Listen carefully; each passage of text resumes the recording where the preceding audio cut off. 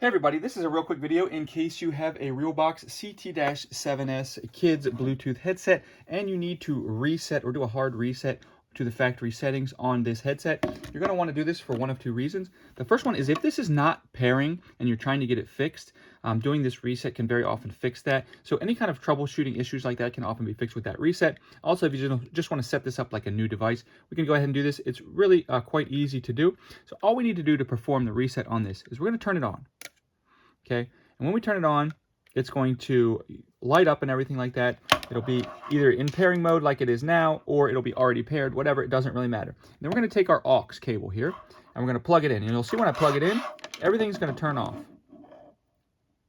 See how it turned off, even though the switch is still on? So now with this aux in and everything off, I'm going to just turn it off, turn it on, and it will come back on. And I don't know if you heard it, but it went through a little sequence and it is now reset, and I can now pair this like I'm pairing it as a new device.